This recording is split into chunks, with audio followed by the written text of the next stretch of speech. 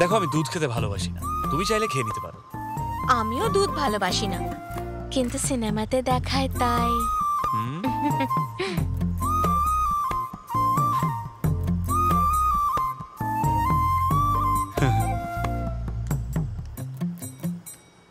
মা আমি দরজা বন্ধ করে দিচ্ছি। না না, বন্ধ করবি কেন, খুলেই রাখ। আরে একেবারে পাগল ছেলে একখানা। আমার মাও না সত্যি।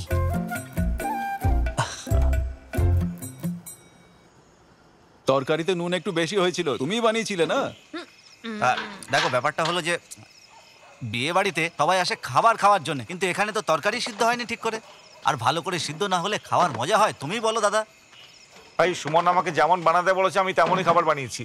দেখো সুমনের বিয়ে ছিল না, সুমন নিজের নেমন্তন্নে ওর মতো করে খাওয়াবে। আরে সেটা ব্যাপার না, তাহলে কথা কি? একেবারে কিপ্ট। যাও এখান থেকে। যদি আমি ওর কথা মতো খাবার না বানাই না, তাহলে আমার 1.5 দিনের মজুরি কেটে নেবে, তার সঙ্গে খুন করবে।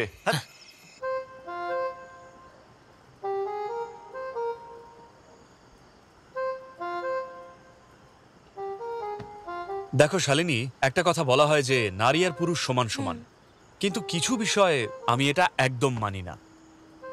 তোমার বাবা মা তোমাকে ভালো শিক্ষা দিয়েছে, তোমাকে বড় করেছে, কিন্তু তোমাকে বিয়ে দিয়ে অন্যের ঘরে পাঠিয়ে দিয়েছে, যেটা দেখতে গেলে তোমার কাছে অচেনা জগৎ, যেন একটা চারাকে অন্য জায়গায় পোঁতা হয়েছে।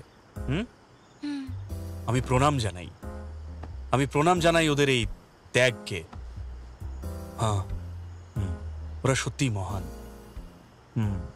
সেই জন্যে যখনই তোমার ইচ্ছে করবে তোমার বাবা মায়ের কাছে তুমি যেতে পারো, যতদিন চাও ততদিন থাকতে পারো, আমার পারমিশন নেওয়ার কোনো দরকার নেই।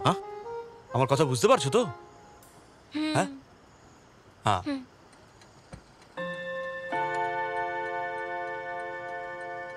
এখন আমরা শুতে পারি তো?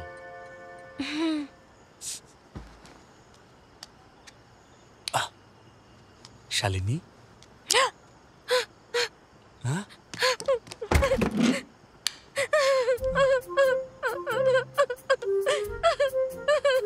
কি হয়েছে?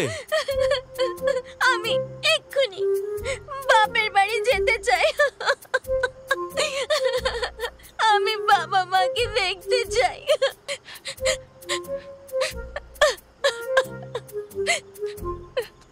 শালিনী, না না, তুমি যেতে পারো বাড়িতে।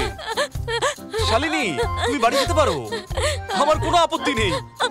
সোমা, ওমা কাঁদছে কেন? বলো রিনা। স্টিফেন আমার ইনস্টাগ্রাম ফলোয়ার ছিল। আমি কলেজের একটা প্রোগ্রামের স্পন্সরশিপের ব্যাপারে নিজেই স্টিফেনের সাথে কন্ট্যাক্ট করেছিলাম।